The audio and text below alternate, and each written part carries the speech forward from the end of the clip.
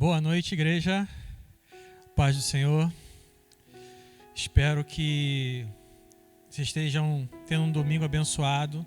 Espero que o Senhor tenha te dado um final de semana abençoado e que esse finzinho de dia, o Senhor fale profundamente ao seu coração, da mesma maneira que Ele falou ao meu coração, e que a sua casa seja uma extensãozinha da igreja, um pedacinho do céu, aí onde você está.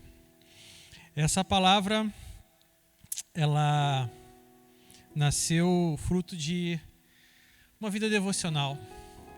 Nasceu fruto de um momento que eu estava,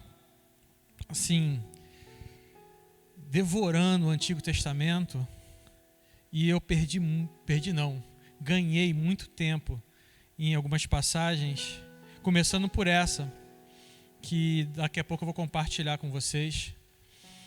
Mas esse tempo tem sido um tempo difícil, né? Tem sido um tempo de isolamento, um tempo de quarentena. E por incrível que pareça, e graças a Deus, hoje nós temos uma infinidade de coisas que podem nos ajudar a passar o nosso tempo, ajudar a diminuir o impacto desse isolamento que a gente está vivendo. E uma delas é a rede social. Só que acompanhado de todas as coisas boas que vêm nas redes sociais, nós temos uma infinidade de coisas também que não são tão legais. Inclusive no nosso meio, né?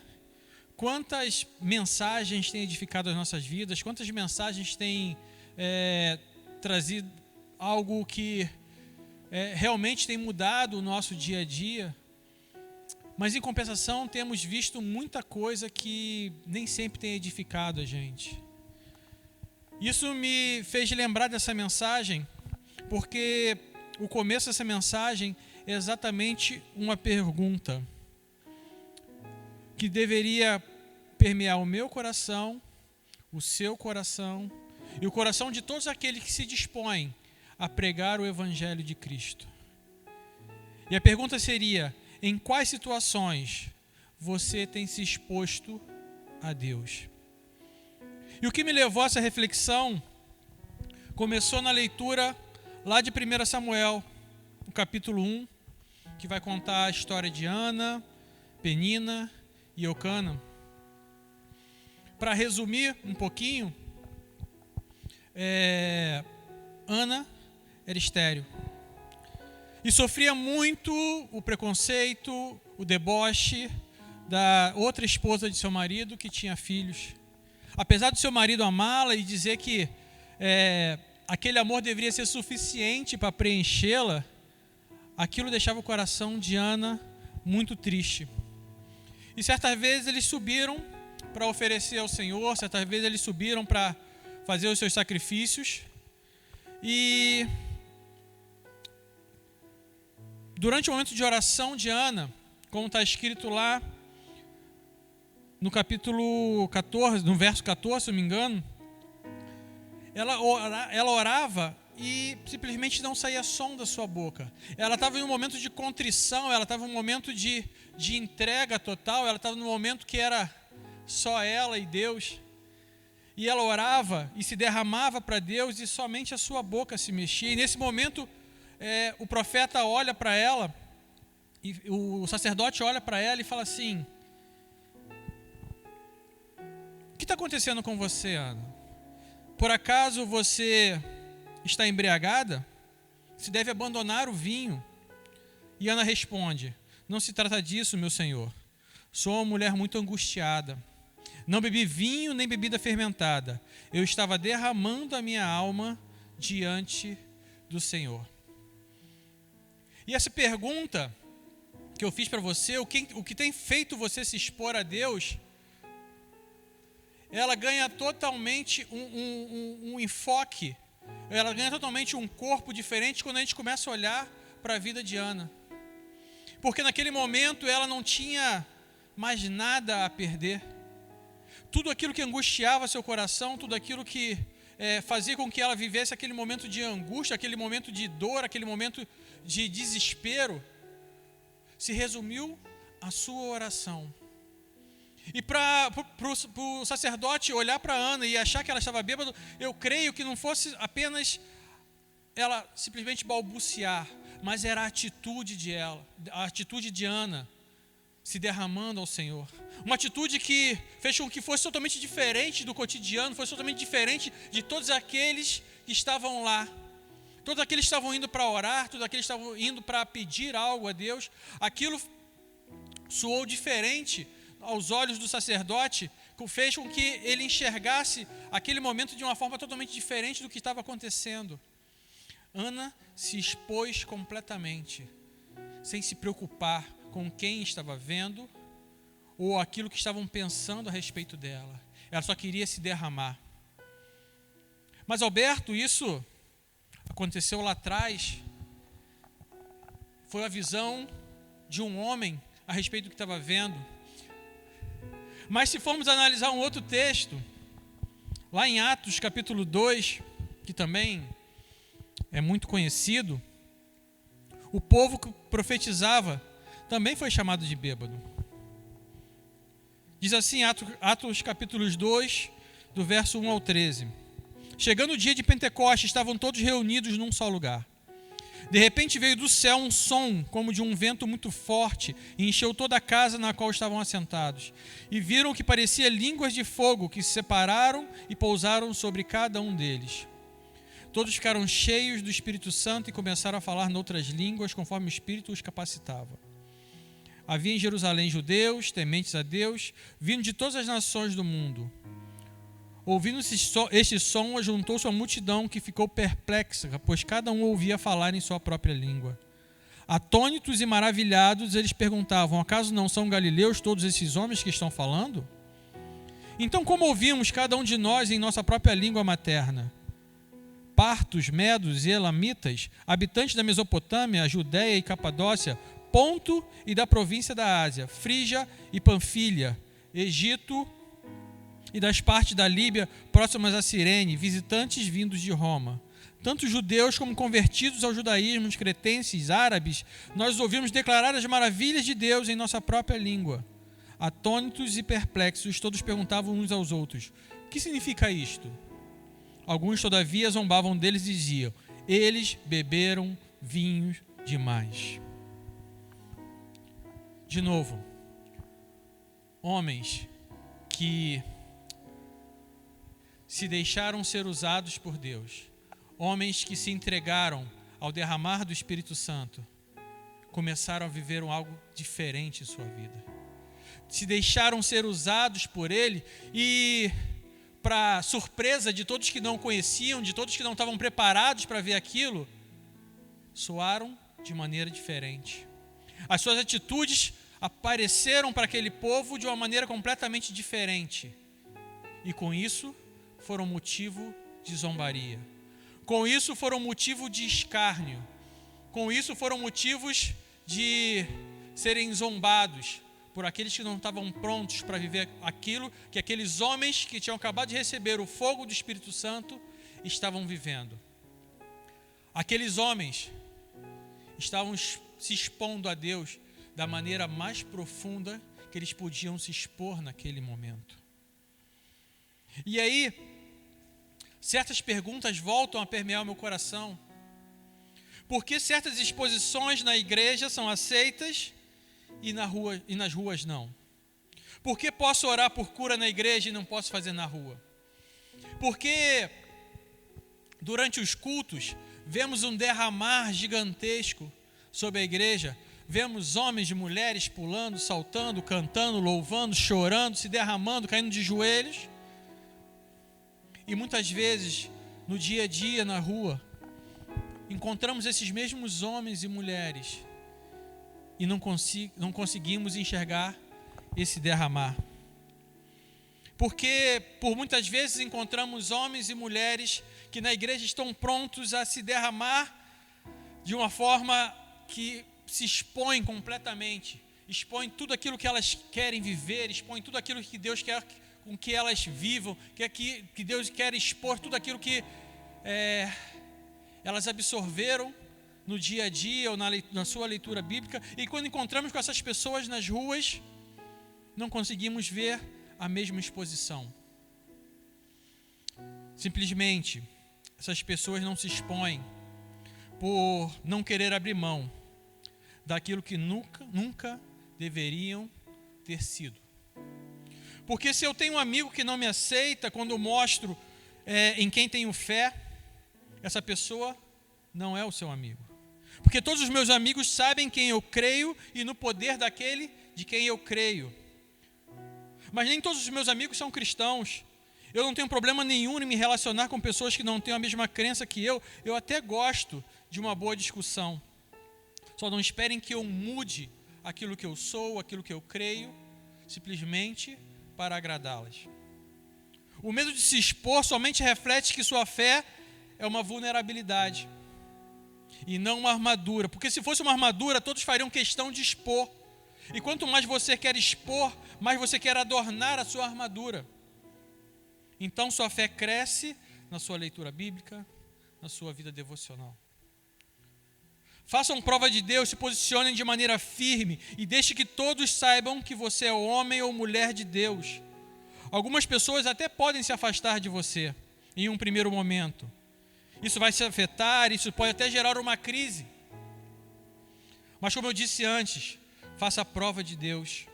Porque se você realmente for sal e luz, não tenha dúvida que essa pessoa que se afastou de você em um determinado momento, ela vai te procurar. Porque no momento que todas as portas se fecham, no momento que todas as portas parecem intransponíveis para essa pessoa, no momento de dor, no momento de angústia, ela não vai encontrar em nenhum outro lugar aquilo que você pode oferecer para a vida dela, aquilo que a sua vida devocional pode oferecer para a vida dela, aquilo que a sua exposição daquilo que você acredita pode oferecer para a vida dela. Então não tenha medo de expor aquilo que você é, aquilo que você crê, expor aquilo em quem você crê. Ela vai te procurar, não tenha dúvida disso. A sua preocupação com a sua reputação, suas vontades e a sua submissão definirão como você realmente quer se expor a Deus. Não se preocupem com a sua reputação, com as suas reputações. Antes se preocupem com o seu testemunho, porque o homem que se preocupa com a sua reputação está preocupado com o que o mundo pensa sobre ele. O homem que se preocupa com o seu testemunho está muito mais interessado no que Deus fala sobre ele. Quer entender o que estou dizendo? Atos 17:6, eu preguei há um tempo atrás falando sobre isso. A reputação de agitadores, testemunho de santos. Talvez hoje o seu medo de se expor não seja por levar uma fama de agitador ou revolucionário. Talvez o seu medo de se expor é de ter a fama de homofóbico, alienado, diferente. Talvez hoje o seu medo seja a respeito, que as pessoas tenham a respeito da sua opinião sobre o pecado delas. O pecado delas pouco importa. Porque a sua infinita sabedoria, Deus não derramou sobre a igreja o dom de julgamento. Mas ao contrário, Ele derramou o dom do amor. E em João 13, Ele disse que seríamos reconhecidos como seus discípulos se amássemos. Então talvez a sua fama não seja de cristão, e sim de crente. E se expor a Deus não era estar preocupado com a sua reputação. E talvez seja o passo que você precisa para mudar. Então eu te faço essa pergunta: com o que você está preocupado? Com a sua reputação ou com o seu testemunho? Nesse momento de pandemia, estamos vendo, como eu disse antes, uma infinidade de pessoas pregando, ensinando, querendo impor algo na vida de cada um de vocês. Conheçam realmente o testemunho dessas pessoas. Busquem conhecê-las, mas não se peguem somente a isso. Tenham uma vida devocional. Se entreguem a essa vida devocional por completo. Talvez esse momento de pandemia revele que o que faltava na sua vida não era tempo, era vontade. Uma segunda pergunta seria: em quantas situações você tem aberto mão da sua vontade para fazer a vontade de Deus? Êxodo capítulo 4, do verso 1 ao 4, diz assim: Moisés respondeu a Deus: e se eles não acreditarem em mim, nem quiserem me ouvir e disserem, o Senhor não lhe apareceu? Então o Senhor lhe perguntou: o que é isso em sua mão? Uma vara? Respondeu ele. Disse o Senhor: jogue ao chão. Moisés jogou e ela se transformou numa serpente e Moisés fugiu dela. Mas o Senhor lhe disse: estenda a mão e pegue-a pela cauda. Moisés estendeu a mão, pegou a serpente e ela se transformou numa vara em sua mão. Moisés sabia que não podia pegar a cobra pela cauda, mas foi essa a ordem que Deus deu a ele. E Deus não deu uma ordem qualquer: vá lá e pega aquela serpente. Não, ele foi específico: pegue-a pela cauda. Moisés era pastor. Ele sabia que aquele era um movimento completamente errado, porque ele fizesse isso, a cobra poderia picá-lo. Mas Deus deu uma ordem a ele, e ele simplesmente cumpriu. A vontade, com certeza, de Moisés não era de fazer aquilo, porque ele temia pela sua segurança, ele temia pela sua saúde. Mas ele recebeu uma ordem direta de Deus, para que ele fosse contra a sua vontade e fizesse a dele, para que todos que vissem aquele testemunho fossem tão impactados como Moisés fez quando resolveu seguir a sua vontade. Certa vez, em uma pregação do pastor Carlos Queiroz, ele disse a seguinte frase que me marcou muito: Deus quer olhar de cima e falar de você no verbo ser. O que ele é, não o que ele fez. Filho bom, em quem me comprazo. O que você é garante o seu legado: ser humilde, manso, ser bom, ser justo, misericordioso. Isso garante o seu legado. Isso garante os seus frutos. Fazer a vontade de Deus é pregar e viver um evangelho de transformação. O evangelho que Paulo explica lá em Efésios capítulo 4, versos 1 e 2, diz assim: como prisioneiro no Senhor, rogo-lhes que vivam de maneira digna da vocação que receberam, sejam completamente humildes e dóceis, sejam pacientes, suportando uns aos outros com amor. Mais à frente, no verso 22 ao 32, diz assim: quanto à antiga maneira de viver, vocês foram ensinados a despir-se do velho homem, que se corrompe por desejos enganosos, serem renovados no modo de pensar e revestir-se do novo homem, criado para ser semelhante a Deus em justiça e em santidade, provenientes da verdade. Portanto, cada um de vocês deve abandonar a mentira e falar a verdade ao seu próximo, pois todos somos membros de um mesmo corpo. Quando vocês ficarem irados, não pequem. Apaziguem a sua ira antes que o sol se ponha, e não deem lugar ao diabo. O que furtava, não furte mais. Antes trabalhe fazendo algo útil com as mãos, para que nenhuma palavra torpe saia da boca de você. O que furtava, não furte mais. Antes trabalhe fazendo algo útil com as mãos, para que tenha o que repartir com quem estiver em necessidade. Nenhuma palavra torpe saia da boca de vocês, mas apenas o que for útil, para edificar os outros conforme a necessidade, para que conceda graça aos que ouvem. Não entristeçam o Espírito Santo de Deus, com o qual vocês foram selados para o dia da redenção. Livrem-se de toda amargura, indignação e ira, gritaria e calúnia, bem como de toda a maldade. Sejam bondosos, compassivos, uns para com os outros, perdoando mutuamente, assim como Deus perdoou vocês em Cristo.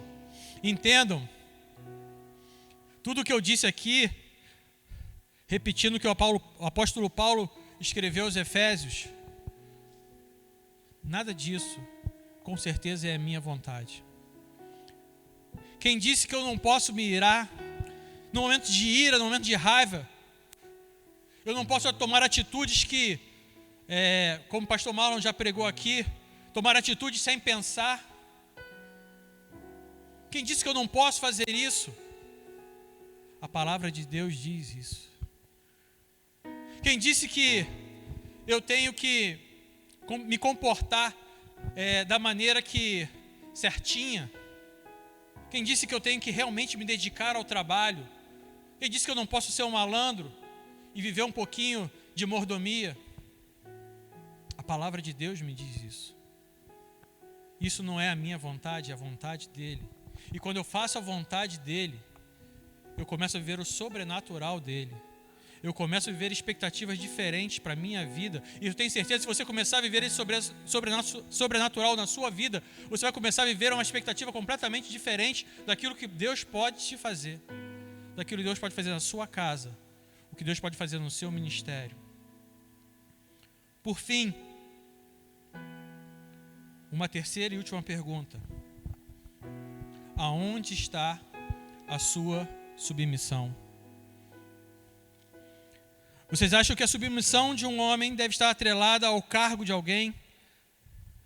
A sua submissão será testada não pelo medo do seu líder, mas ao pastoreio de amor ao qual ele te submete. O bom pastor dá a vida por suas ovelhas, João 10:11. Durante o processo de prisão de um político, há um tempo atrás, observei alguns líderes religiosos pregando a desobediência civil, alegando que a prisão de um homem justo ia trazer outras consequências. Alguns dizendo que pegariam até em armas para defender o seu líder político. Mas eu nunca vi esse homem pegando uma enxada para abrir um poço no sertão. O problema é que ainda existem muitos líderes agindo como líderes que quisessem contaminar a igreja de Colossos, dizendo não toque, não coma, não beba, não ouça, enchendo o púlpito de uma santidade linda, mas que não salva o homem.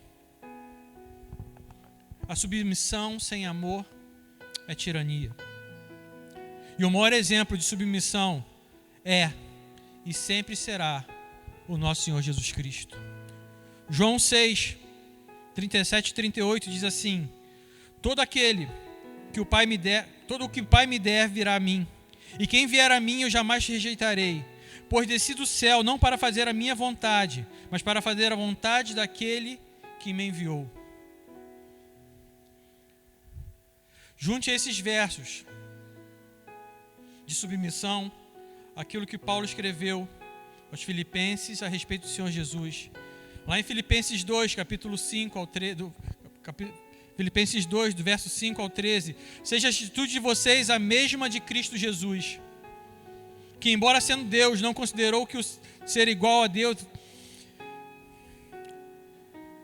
Deus era algo que devia pegar-se, mas esvaziou-se a si mesmo, vindo a ser servo, tornando-se semelhante aos homens, e sendo encontrado em forma humana, humilhou-se a si mesmo e foi obediente até a morte e morte de cruz. Por isso Deus o exaltou à mais alta posição e lhe deu o nome que está acima de todo nome, para que o nome de Jesus se dobre todo o joelho no céu e na terra e debaixo da terra, e toda língua confesse que Jesus Cristo é o Senhor, para a glória de Deus Pai. Assim os meus amados, como sempre obedeceram, não apenas em minha presença, porém muito mais agora na minha ausência, põem em ação a salvação de vocês com temor e tremor. Pois é Deus quem efetua em vocês tanto querer quanto realizar de acordo com a sua boa vontade. Eu te pergunto, aonde está a sua submissão? Qual é o seu exemplo de submissão? É claro que eu, pastor Marlon, pastor Edilene, os líderes da Dunamis, da sua igreja, temos que ser exemplos, sim. Temos que zelar pelo nosso testemunho, temos que zelar por aquilo que somos, por aquilo que pregamos. Mas o nosso maior exemplo de submissão é Cristo Jesus. E Ele tem que ser o seu exemplo de submissão também. Uma submissão com amor, uma entrega total ao pastoreio de Cristo, que você não duvide em nenhum momento, no momento que Ele fala pule, você não pergunte nem para onde, só pergunte qual a altura. Simplesmente faça, se submeta, se entregue a esse senhorio. Eu garanto para você, não existe posição melhor para estar. Nós já pregamos que a todo momento Ele nunca disse que teríamos uma vida fácil, que os crentes não morreriam por causa de pragas, que os crentes não morreriam por problemas de saúde, pela violência. A promessa final dele foi que Ele estaria conosco até a consumação dos séculos. E que o seu Espírito derramado estaria sobre a igreja. E ao estar sobre a igreja, Ele traria conforto e juízo. E dentro em breve, eu garanto, tudo isso vai passar. Muito antes do que você possa imaginar. 1 Tessalonicenses 5:2. Pois vocês sabem muito bem que o dia do Senhor virá inesperadamente, como um ladrão na noite. O dia está próximo.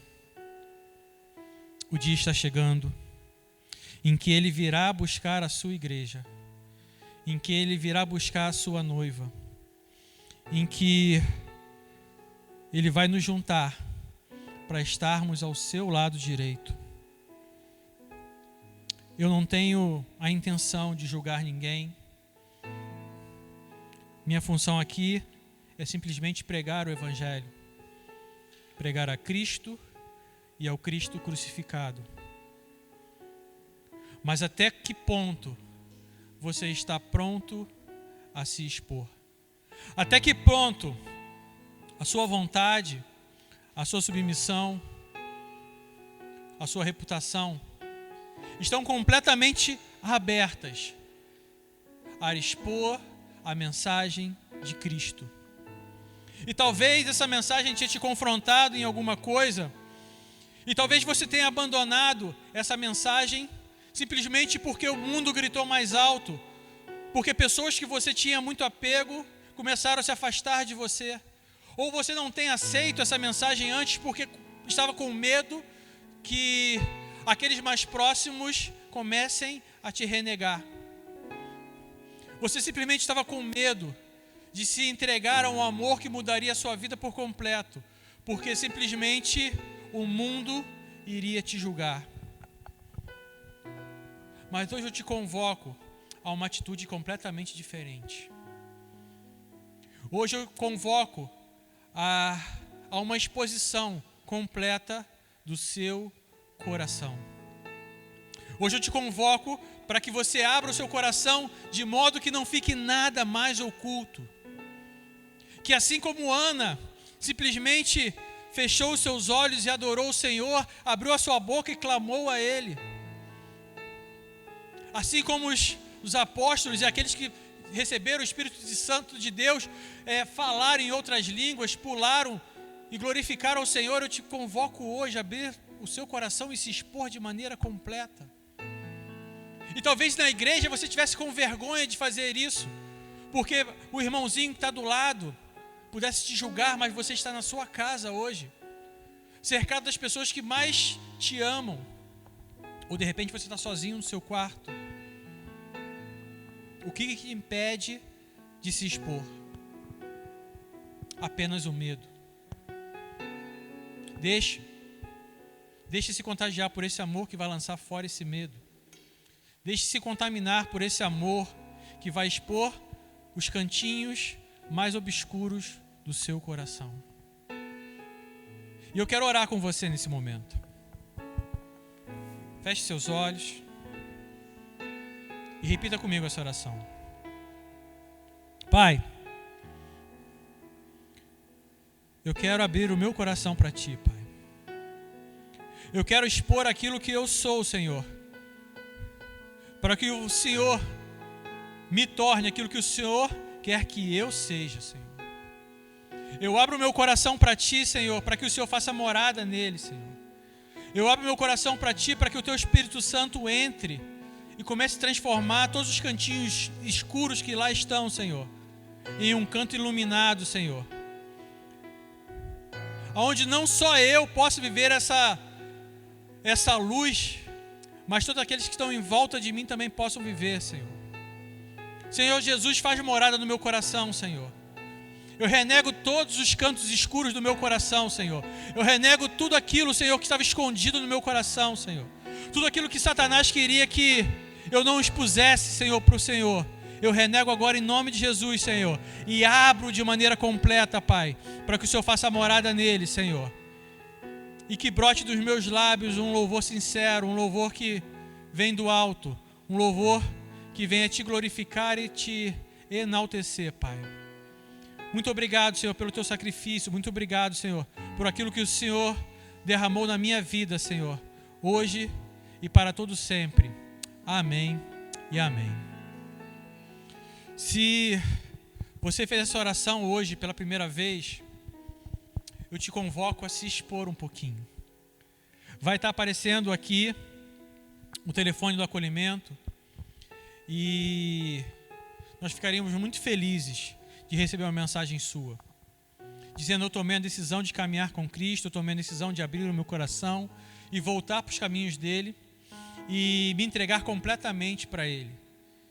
E alguém do acolhimento vai entrar em contato com você e vai começar uma conversa, um relacionamento. Eu tenho certeza que vai te edificar demais.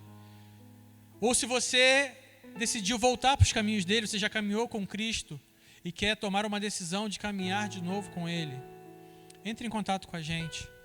Ou se você está assistindo pelo YouTube ou está assistindo pelo Facebook, coloca nos comentários aí: eu tomei essa decisão, eu quero caminhar com Cristo. Nós também vamos dar um jeito de entrar em contato com você. Apenas se exponha completamente. Amém? E se você foi tremendamente abençoado por essa mensagem, se essa mensagem te edificou, se você deseja que outros também tenham a oportunidade que você está tendo hoje, compartilhe esse vídeo, se inscreva no canal, compartilhe com 10, 15, 20 pessoas, adicione lá o sininho para que as notificações cheguem para você. Não só assista esse vídeo, se inscreva no canal, para que mais e mais pessoas consigam ser alcançadas por essa mensagem, para que mais e mais pessoas sejam tremendamente impactadas e também possam se expor a Ele. Que o Senhor os abençoe, que o Senhor te dê uma semana abençoada, que o Senhor use vocês completamente hoje, amanhã e para todo sempre, em nome de Jesus, amém. Que o Senhor os abençoe, fiquem com Deus, boa noite.